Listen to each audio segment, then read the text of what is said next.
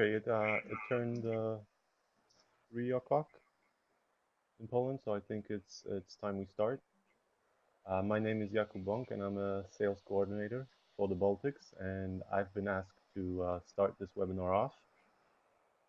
So, first of all, it's a privilege and a pleasure to welcome everyone on a Friday afternoon to yet another international webinar for the CE region.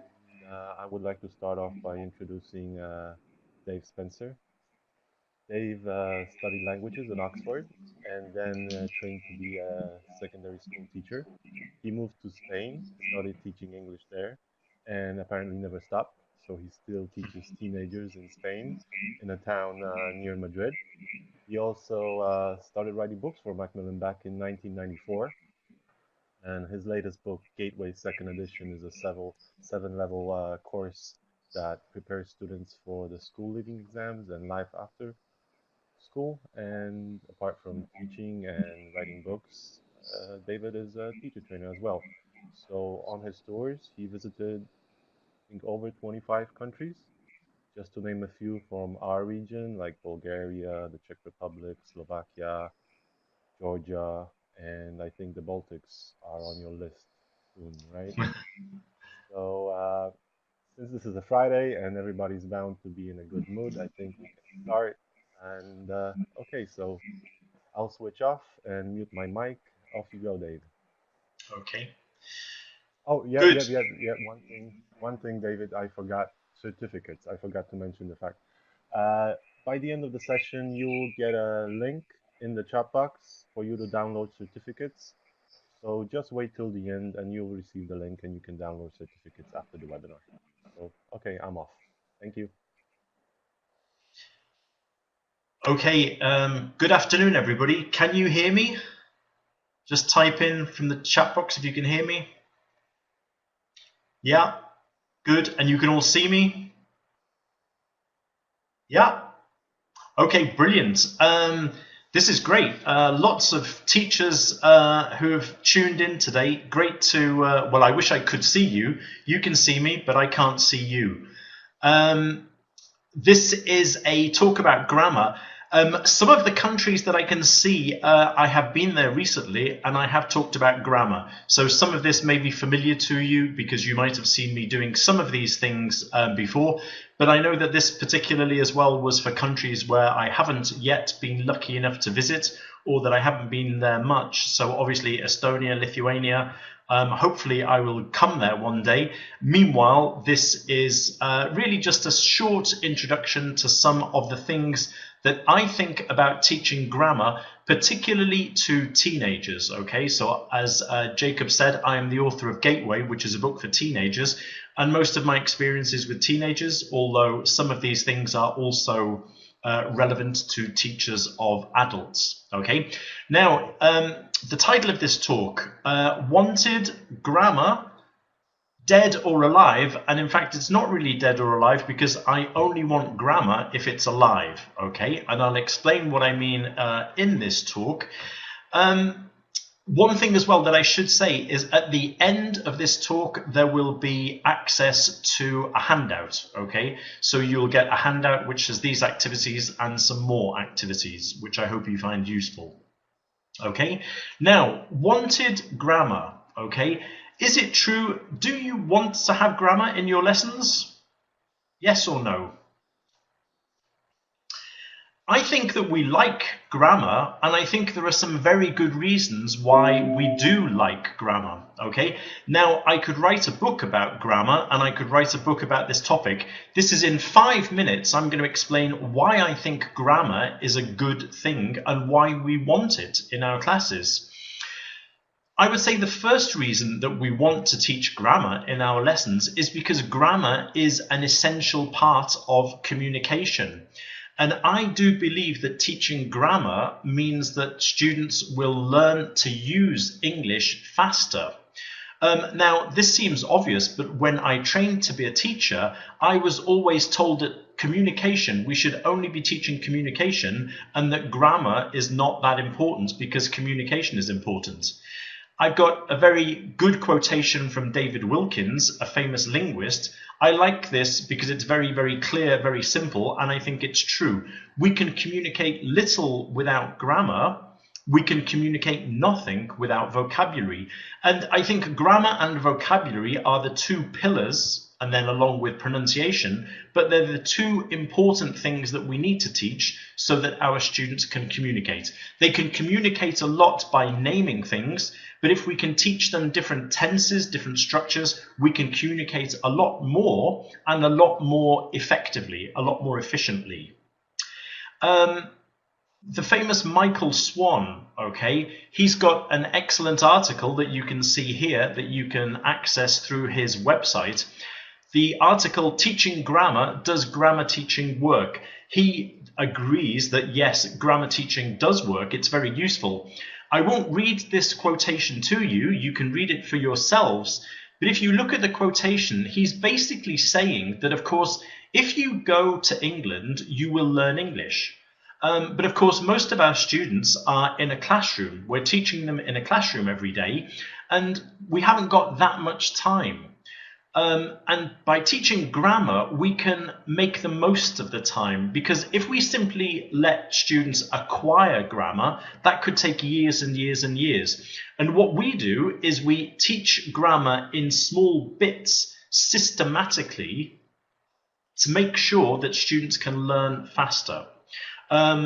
So yes, you can pick up a language by going to the country, but that's often slow and not possible for most of our students. What we need to do is to analyze the grammar, help our students to get it in small doses, and then the important thing, to actually use the grammar. Now, another reason why I think teaching grammar to teenagers is useful is that it can be good to develop students' thinking. If we get the students to learn inductively, that means that the students work out the rules for themselves. That's useful for learning grammar, but it's also useful in the mental development of our young adolescent students.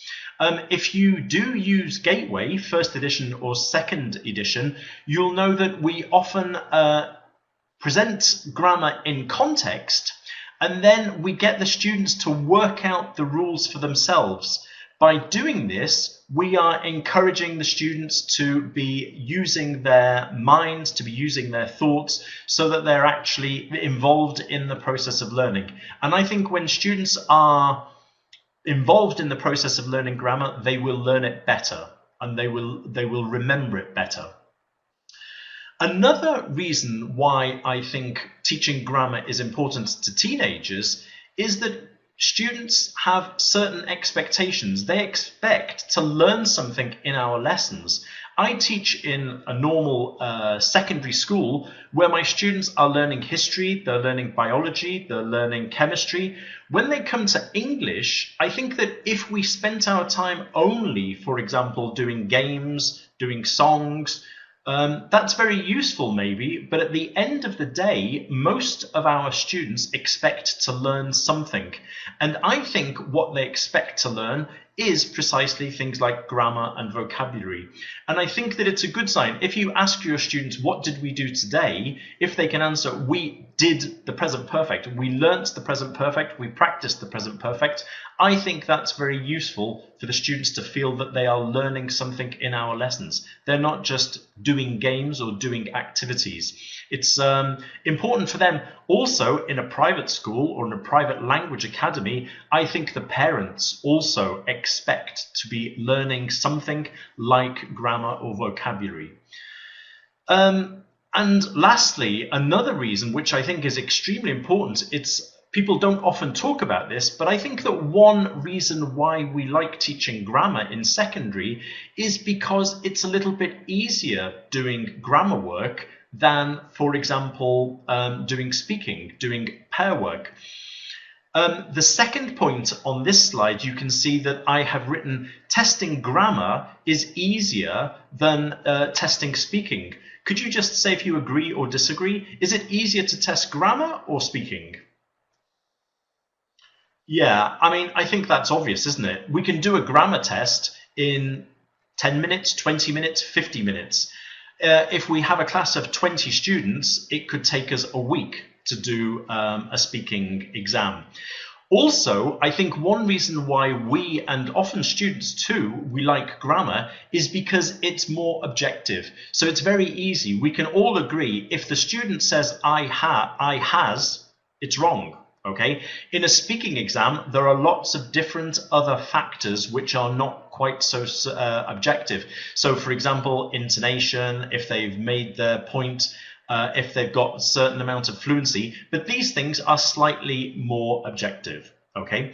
Now, I think because of those two reasons, that's why, particularly with a difficult class, I think that probably as teachers, we spend more time doing grammar in difficult classes because it helps us to keep control of the class. Okay. Now, this is very, very brief, but I would say that those are 4 good reasons why grammar is important in our lessons. The only problem is, I did say before that we want grammar to be alive and we don't want grammar to be dead, okay? And the problem is that sometimes as teachers, we can unfortunately kill grammar, okay? So how can you kill grammar? These are things to be careful of, things to make sure that we don't do. The first way that we can kill grammar is by making grammar the goal. Teaching English grammar is not my ultimate objective when I teach my class. Grammar is a part of what I want. As this slide says, what I want is for my students at the end of my course to be proficient language users. That means knowing some grammar, using the grammar, okay? Not just knowing about grammar, but using the grammar to talk about themselves, to talk about important things, to communicate, okay? So grammar is not the goal. It's a way of, as somebody said there, it's a tool. It's a way of getting to the final goal. Now, this quotation is also from Michael Swan. Have you ever found this to be true of any of our students?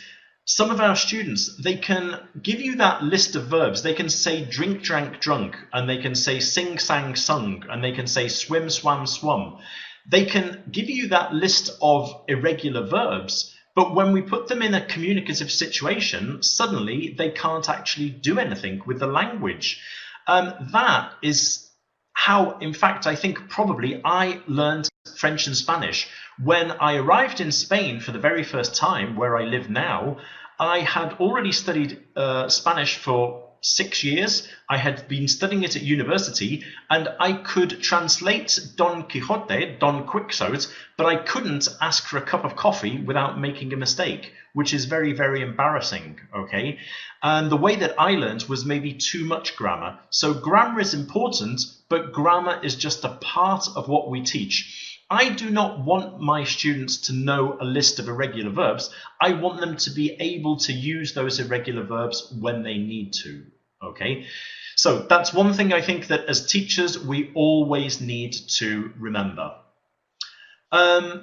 Another way that we can kill grammar is by spending more time presenting the grammar than actually the students practicing it. Anna Martinovic has made a very good point that you're learning about grammar and you're not learning the grammar itself.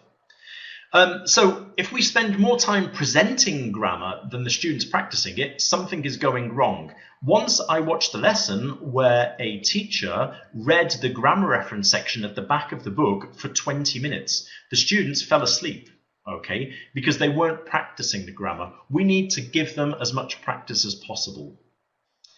Another way, and this is important, another way that we can kill grammar, I said before that grammar is useful as a classroom management tool.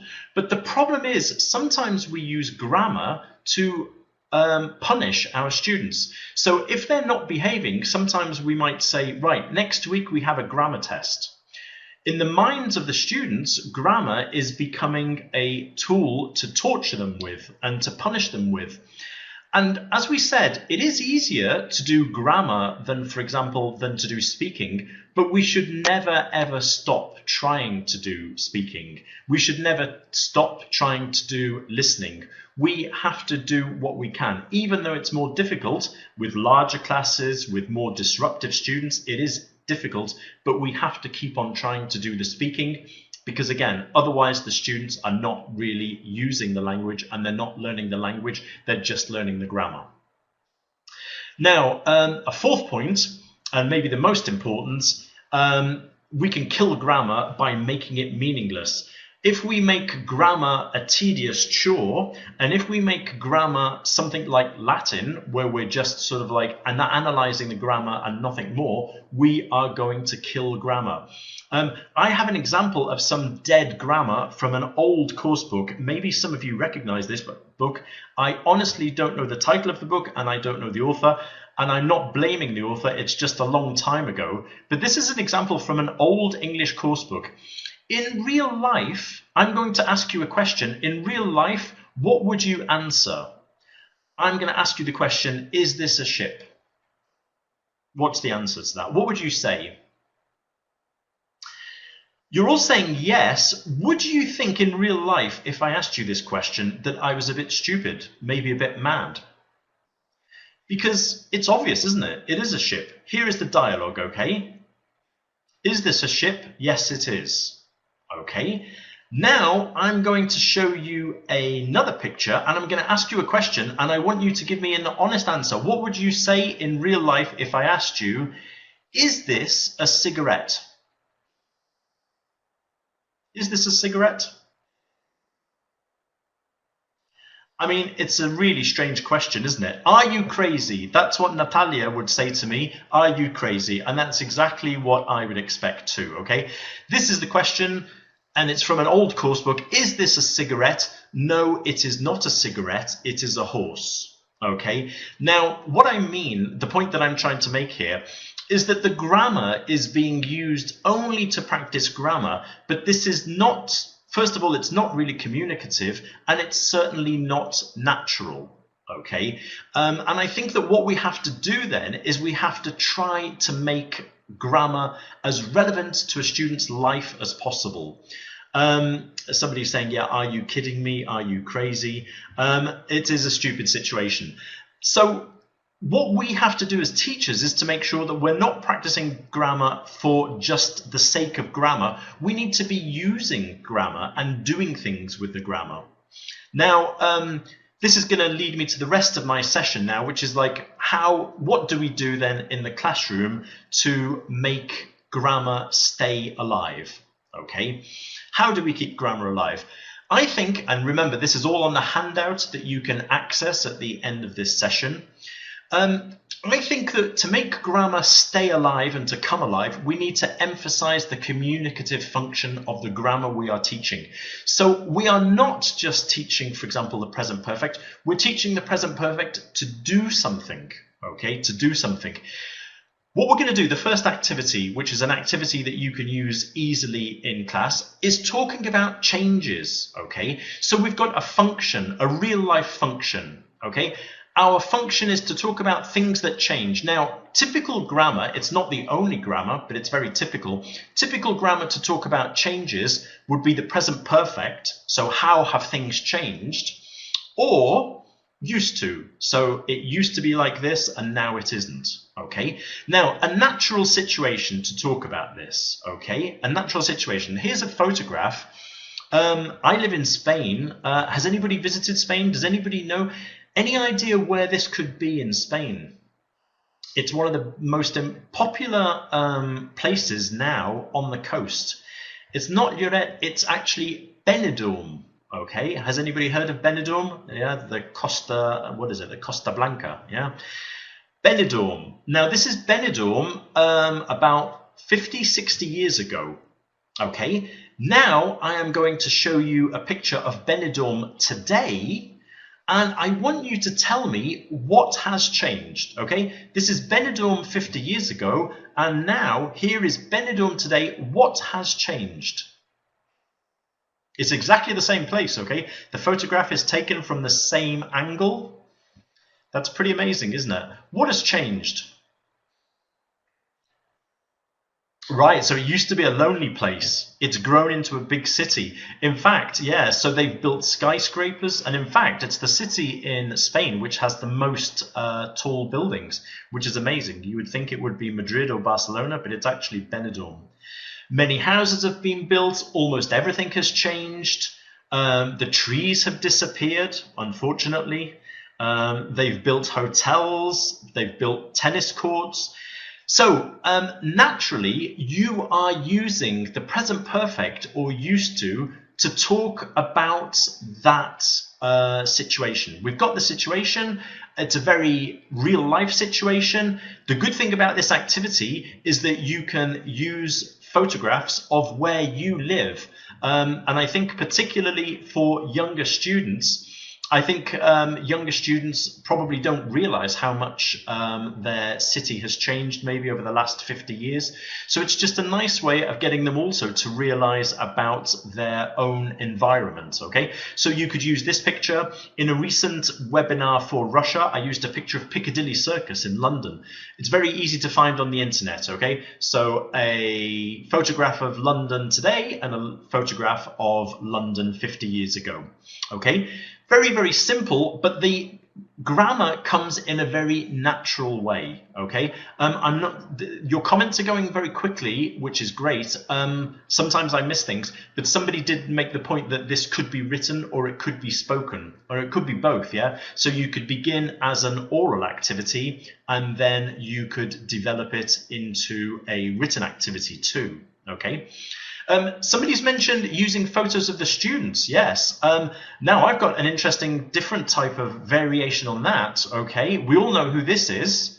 And isn't this amazing? So how has Mickey Mouse changed since his beginning till now?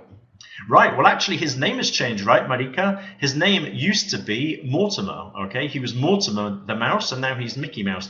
How has he changed? What's happened to his eyes? He's become more handsome. How has he changed? How have his eyes changed? It's interesting looking at his eyes, because his eyes have changed a lot. Yeah, his eyes are smaller, Renata, you're right. Actually, there's a moment when his eyes became completely black. Can you see in the middle there? But now his eyes are smaller. He's actually a little bit thinner. The color of his skin has changed, okay, because he was white and now he's become brown. So again, just a very simple activity. I found this. He's got bigger shoes. That's right, which is interesting. He's got shoes now and he's got bigger shoes. This picture was easy to find on the internet. Anything where we have an evolution, okay? So just a very simple activity. And the grammar is coming naturally, okay? You've got lots to say about the pictures. The pictures are motivating, but it's very, very simple. Actually, somebody knew that he used to be called Mortimer Mouse. Did you know that before he was a mouse, he was a different animal? Does anybody know? This is Disney trivia. Before he was a mouse, what was he? He was actually a rabbit, okay? So before he was Mickey Mouse, he was Oswald the Lucky Rabbit, okay? There you are. You've learned something today. Oswald the Lucky Rabbit, okay? So he has changed quite a lot. Okay, so keeping grammar alive by, first of all, making meaningful contexts, okay? Another way that we need to keep grammar alive is using activities that promote creativity, that allow the students to communicate on a personal level. Grammar, there is no point in learning grammar if we don't use it to talk about ourselves. The great thing about grammar is that we can control the grammar, but we can still have unpredictable communicative language. This is an example from a high level. This is Gateway B2+, the second edition.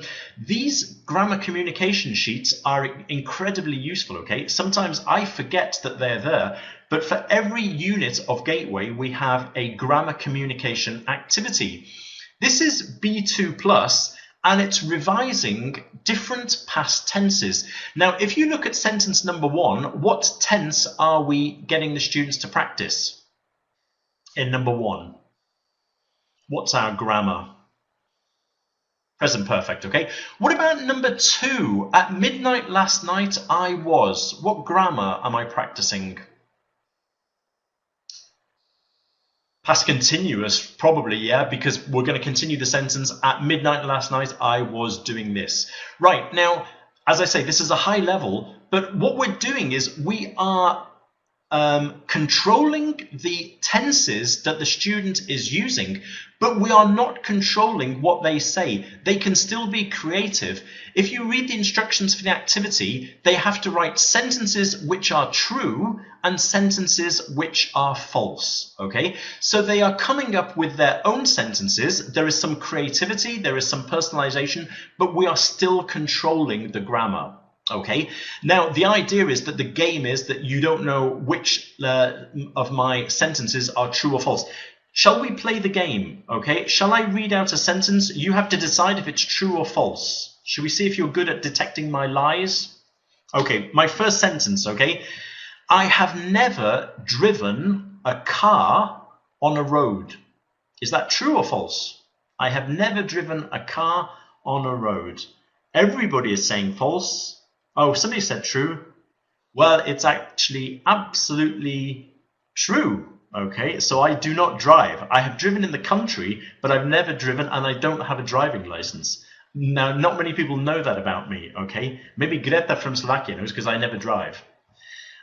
Okay, what about the second one? I'm going to read another sentence. Okay, it's written on my face. Am I a bad liar or a good liar? At midnight last night, I was preparing this talk. True or false? At midnight last night, true or false? Right, we've got a mixture here. A lot of people are saying true, but it's actually absolutely false, okay? I prepared this like weeks ago, as Thomas and Jacob know. This was already prepared a long time ago, okay? And I hate working at night. When I write my books, I never work at night. I prefer to work in the morning, okay? I hate working late. Let's do one more, okay? As a child, I would often refuse to speak in public because I was so shy. True or false? True. It's actually true. Yeah, I am actually. I'm still quite shy, although I'm speaking right now to about 300 teachers, but I'm a little bit shy, okay? But when I was young, I was very shy. Yeah, well, it happens to everybody, especially when you're younger, yeah?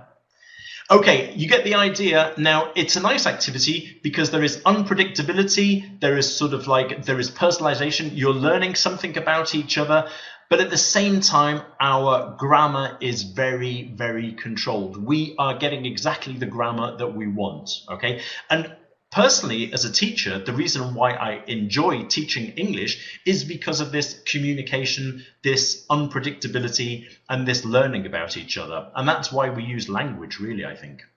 Okay, remember, that's available Gateway, the online resource center, but of course you can make your own activity very simple. You give the stem of the sentence and then get them to make up their sentences. Okay, now another thing that works very well in teaching grammar is information gaps, okay? With teenagers, we need to give them a reason to use the grammar. And here, this is such a simple activity, and we can use it for almost any grammar at almost any level, and we don't need any materials, okay? Now, I call this activity spaghetti lines. You will understand why in a minute, okay? The grammar area, you can use this to practice almost anything, and all you need is chalk and the blackboard. What you do is you write up these names on one side of the blackboard, and you write, in this case, we have 4 different countries on the other side of the blackboard, okay?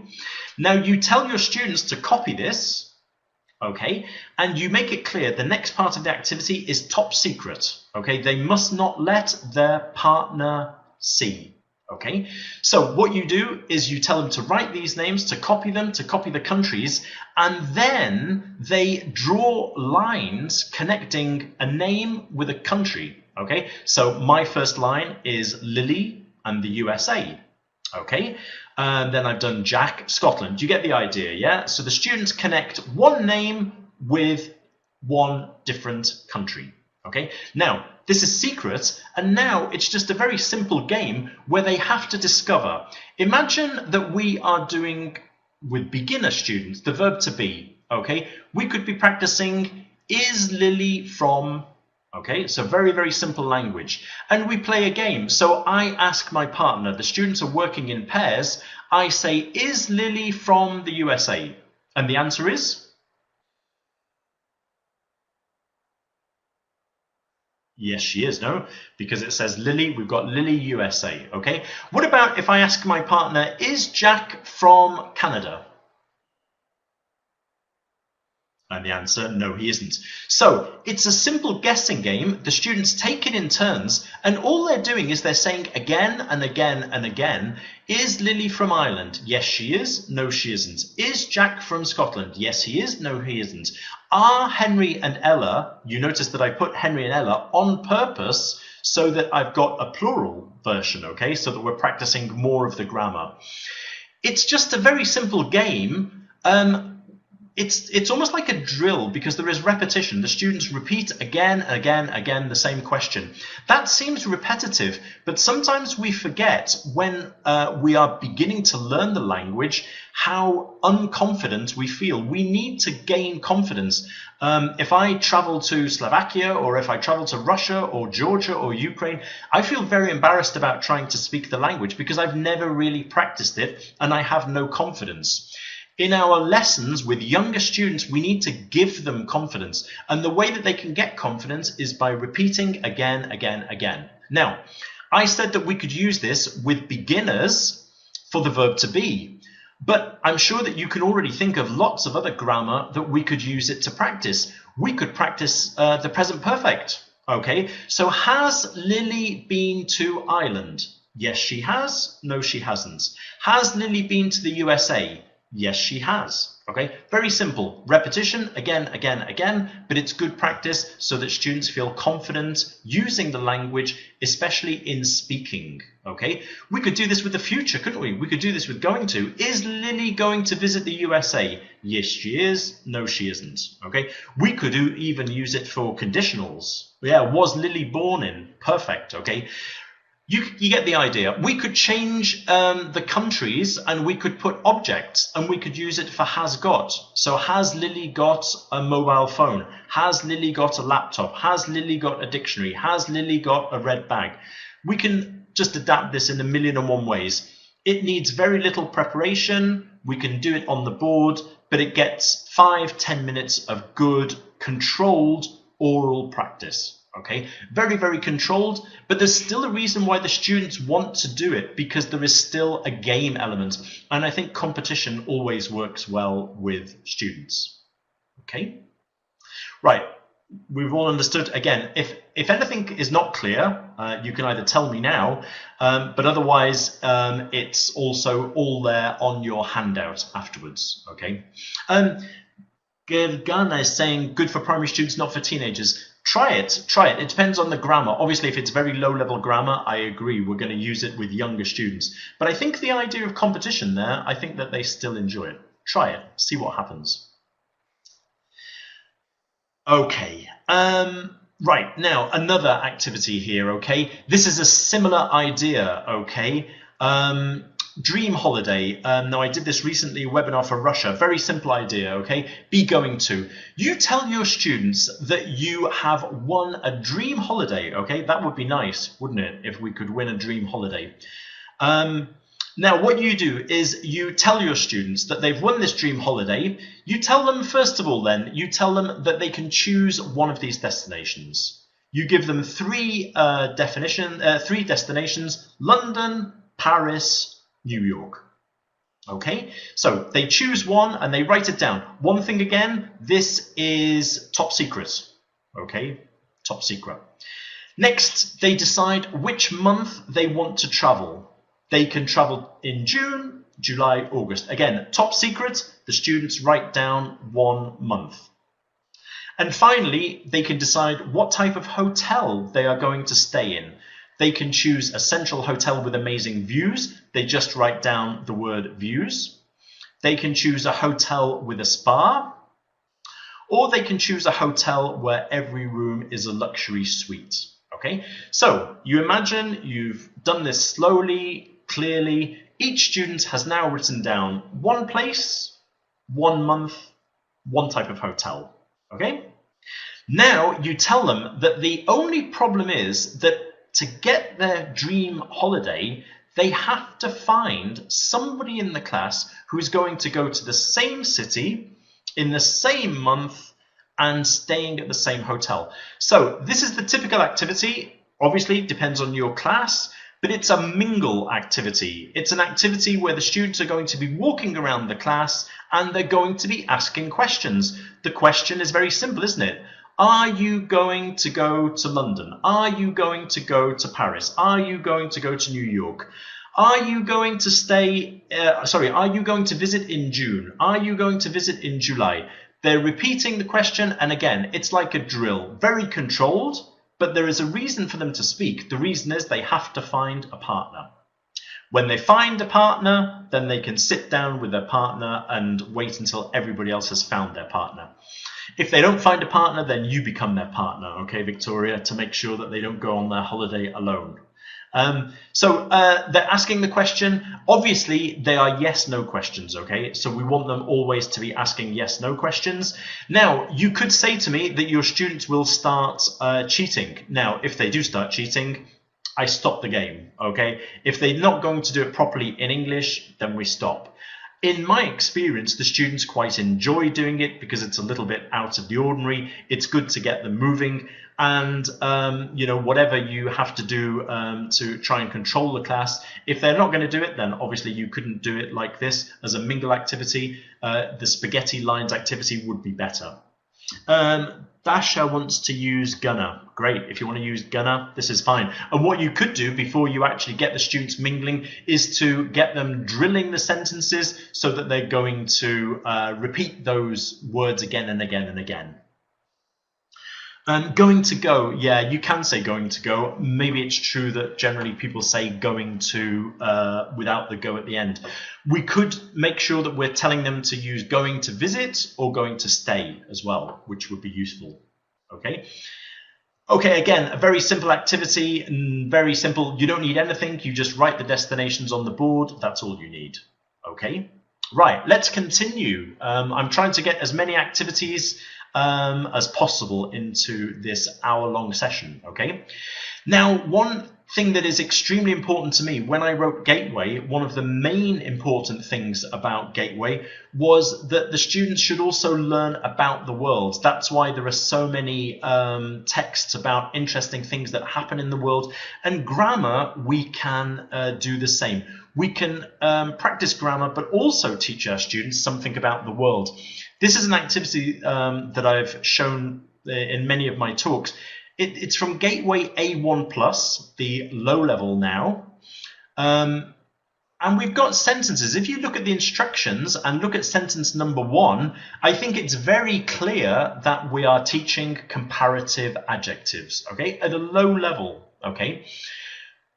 But the activity has a little bit of a twist. Instead of just giving one adjective, we give them an alternative. And so they are not just making the correct comparative form, but this is a general knowledge quiz where the students also have to choose the correct answer. Okay. Now, if you look at number 1, what do you think is the answer? Okay, so you've got a choice there. You put your answers in. You think we've got one bigger, one smaller, smaller, bigger, bigger, smaller, smaller, bigger. Right. I think we've got 50-50 here. Okay. Now, somebody asked a question before. They said that their students don't know anything about the world. Well, that's the good thing then. What we can do is that we are teaching them 2 things at the same time.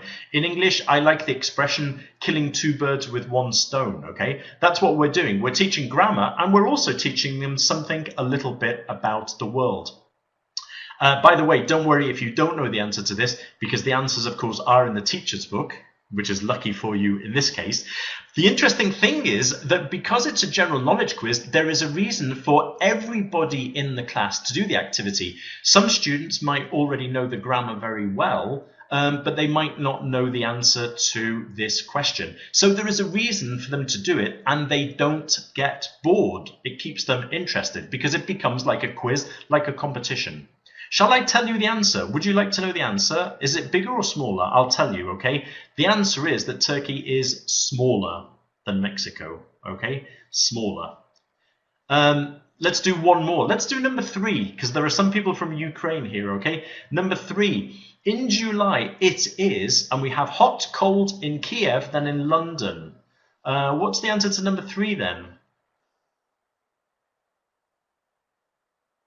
Some people are saying colder, most people are saying hotter.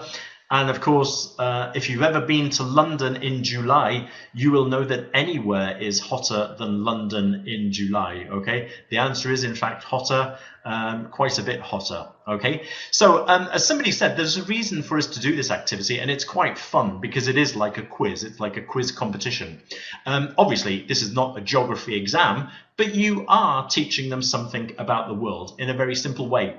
It also has the other advantage in terms of grammar that in fact the students are getting more practice, because instead of just practicing one comparative form, you are practicing 2 comparative forms always in each question. So that's good. We get twice as much grammar as well. Now, this is from Gateway B1. This is the present simple passive. And the exercise is correcting the mistakes if there are any mistakes. But at the same time, we've got some interesting information. This is all true information. What happens in an internet minute? So if you look at the first sentence, the grammar is wrong, but the information is actually true. And that's quite interesting for the students, okay? So obviously it should be sent, but isn't that amazing? 204 million emails are sent every minute on the internet, okay? This was true when I wrote it, which was a year ago. Of course, it could be true now that there is more than 204 million, but it's pretty amazing, okay? About 1.3 million videos. The mistake, of course, is the verb to be is missing, but isn't that amazing? 1.3 million videos are watched every minute, okay, on the internet. Somebody's mentioning CLIL. This is a very soft form, but it is a soft form of CLIL. We are teaching the students some content. Even more so in the next exercise, still practicing the present simple passive, but we are teaching them something about something which is quite specialized, but I think is also quite interesting.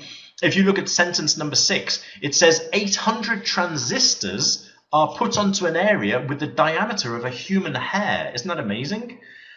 Silicon chips, so it's like micro engineering.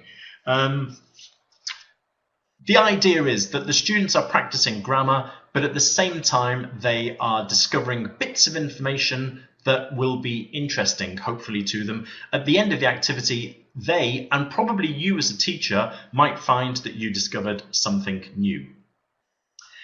Okay, let me move on to the last big section of my talk. So we're getting towards the last part of the talk. The flipped classroom, okay. Those texts, Ritis, they're all taken from Gateway 2nd edition. That was actually, the silicon chip was from Gateway B1, okay, Gateway 2nd edition B1. Now, some of you, I'm sure, already know about the flipped classroom. At the end of this talk, I will give you a link to a webinar that I did just talking about the flipped classroom for you to find out more information about exactly what it is and also where it came from, okay? But I'm going to explain it just very, very, very briefly. Andrea, you saw the webinar, good. The flipped classroom, what we have in Gateway 2nd edition, if you've seen Gateway 2nd edition, in each unit, there is a grammar video, okay? Now, the videos are 3 to 6 minutes because the YouTube generation cannot watch anything that lasts for more than 6 minutes. That is the concentration span. The videos are linked to the reading text or the listenings in the book, so it's all completely integrated, okay? Now, I want you to imagine, I'm going to show you an example now, a new example. This is from Gateway 2nd edition B1+. It's a text about supermarkets. And also, how has Dave changed? Dave is getting older and fatter by the minute, I can tell you. The reading text is about supermarkets, and it's about how supermarkets can trick us into spending our money. So this is also a life skill, really. It's getting students to realize how supermarkets operate now. I'm going to show you the video, okay? We're going to show the video. The video is actually looking at the text. It pulls out so and such, which is what we saw before. And when we have this yellow strip and the logo, that means that there is a video that the students can watch the video for homework, for example, or in class, where I explain this grammar. Now, we're going to watch the grammar video. It takes 4 minutes. I'm going to share the video. There shouldn't be a problem. If your internet connection is slow, there might be a problem. You'll just have to be patient, okay? Inside the video, there are 2 questions that I ask at one moment, and I would like you to answer the questions in the chat box. They are just 2 words that you have to write, okay? Let's see if we can watch. Be patient with me for a second as we move on to the video. I just need to, you might need to change your volume too.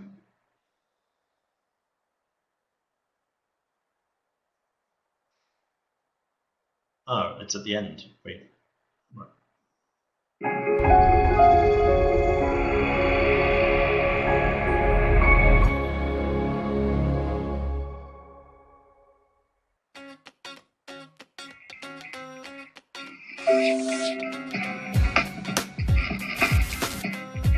Hi, welcome to the last Gateway D1 Plus Flipped Classroom video. In Unit 10, you read about the tricks that some supermarkets use to make us spend more money. They do it so well, don't they? For example, you can often smell freshly baked bread at the entrance of supermarkets. The smell of warm bread is so good. In fact, it's such a great smell that nobody can resist it. So people go inside and start shopping. They buy things they don't need. They see a special offer and think, it's such a bargain. By the time they've finished, their trolley's full of things they hadn't planned on buying. Let's look at those sentences and the words so and such carefully. We use so to intensify the meaning of adjectives. For example, we said, the smell of warm bread is so good. We also use so to intensify the meaning of adverbs. For example, they do it so well. On the other hand, we use such to intensify the meaning of nouns. The noun may appear on its own without an adjective. For example, it's such a bargain. Or the noun may come with an adjective. So for instance, it's such a great smell that nobody can resist it. After sentences with so or such, the sentence with that, like in these examples. So, let's check for a second. What word is missing here and why?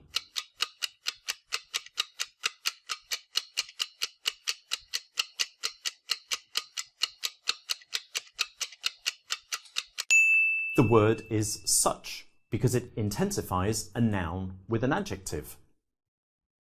And here?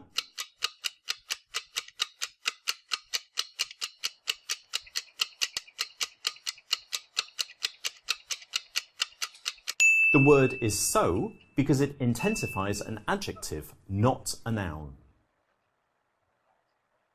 Actually, I've just come back from the supermarket right now. But I'm so clever that supermarkets can never trick me into spending my money. But I must say that I was quite lucky today. Close to the checkout, I saw that they had a special offer on this cat food. It was 30% cheaper than usual, so I bought 15 tins. I don't have a cat, but it was such a bargain that I couldn't say no, could I? Thanks for watching and see you again soon.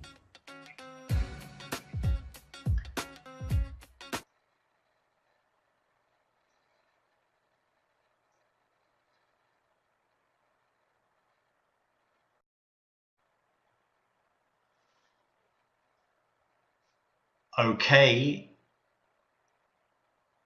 Can I ask, can everybody still hear me? Can you still hear me? Good. You will never believe, during the middle of that video, my computer actually went off, which was very frightening, okay?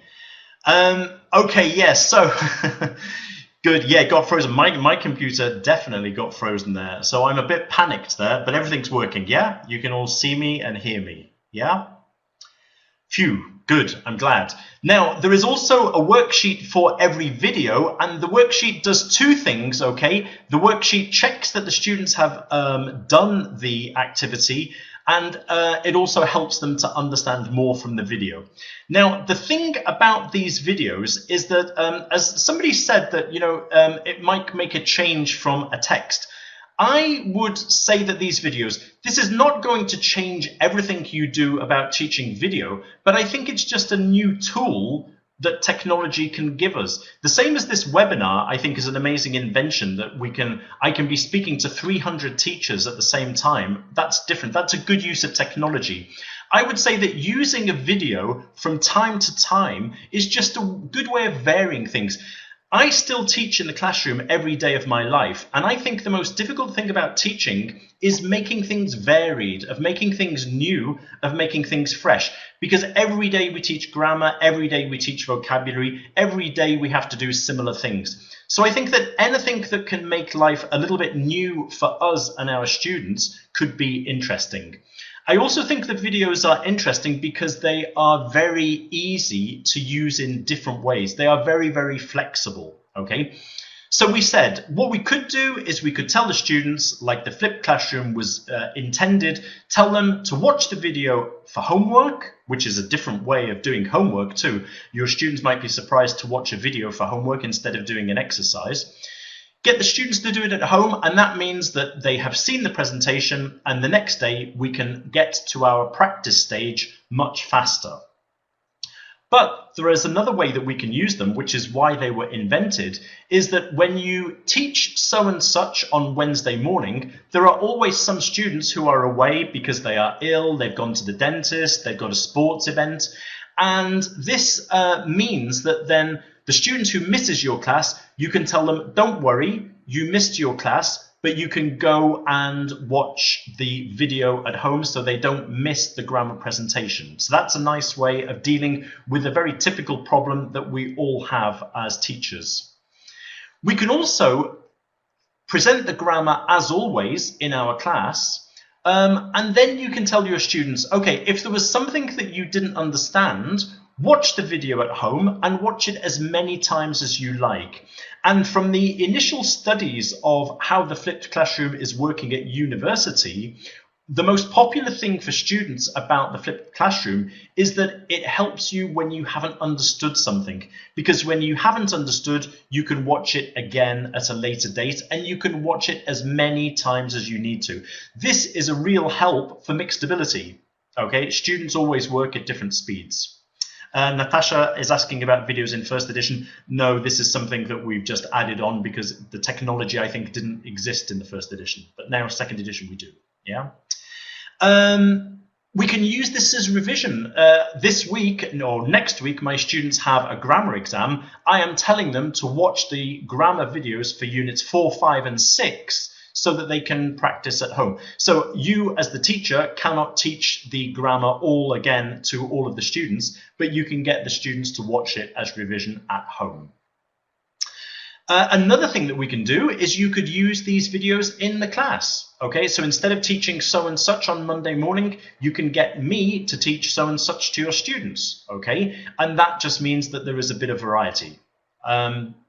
We can also use them as listening practice. That means that the students are listening to me, to my accent, to my Liverpool accent, and they can just have variety in listening practice.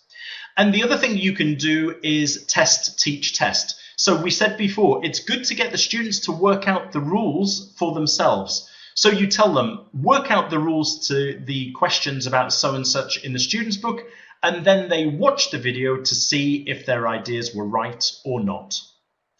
Then another thing that we can do is we can use these if you are a new teacher. If it's the first year that you have taught this grammar, you could always watch the video first before class, and it might give you some ideas about how to present it yourself to your class. And finally, sometimes, particularly at lower levels, maybe you present the grammar in your own language to make it easier. If you do that, this would be a nice, gentle introduction for your students to presenting the grammar in English, because again, they can stop the video when they like and they can watch it again and again and again. And that should help them in the long run to understand grammar explanations in English.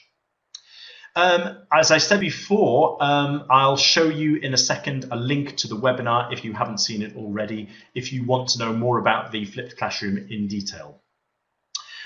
Miriam has meant a very practical point. If students don't have internet access, then maybe the best way to use them then would obviously be to use it in class with the whole of the class. Okay, now my last piece of advice, okay, this is a little bit silly, but be ready for even the simplest grammar exercise to go wrong, okay? I'm going to show you two funny examples of grammar exercises going wrong. This is a Spanish grammar exercise. The instructions are in English. Use commands to tell your sister to do the following things. And the student has decided not to answer by saying, I don't have a sister. It's probably true, but I think the student realized what he had to do, okay? And then the other exercise is asking students to talk about which physical exercises they like, if they like running, cycling. What about this one then? I like to move it, move it. I like to move it, move it. Again, another student who is trying to avoid doing their homework, I think. Not very good use of the vocabulary. Okay. Good, good, good. Natasha has asked a question, what is my opinion about teaching grammar in your native language? I try to always begin in in English when I'm teaching my students. If they don't understand something and nobody else in the class can clarify, I don't think it's a bad thing to clarify in your own language. I begin in English, but if I need to do it in their language, then I will, okay? Okay, I'm going to finish my talk by showing you some examples of links that we've got. So the first link, remember, I don't think Jacob mentioned this, maybe he did, but you will be able to watch this presentation again and access all this material next week. I think it's available on YouTube, probably, maybe Macmillan Poland. Maybe Thomas can tell me if that's right or not. But you can watch it again if you want to and get these links. The first link is to the webinar that I gave last year on the flipped classroom. If you want to see another example of a flipped classroom video, and if you want to know more about the theory, if you want to know more about the theory, you can go there, which is Macmillan Education. If you want to access a handout for this talk, then you click on that link, which again, maybe we can put up there in the chat box in a second. But basically, if you go to Macmillan Poland, the files, then you can download a handout there. And then finally, I imagine that some of you already know the Gateway Facebook page. Do you all know this? There are lots of ideas there for grammar teaching. There are lots of links to videos. There's lots of links to funny things like the Move It handout that we saw before.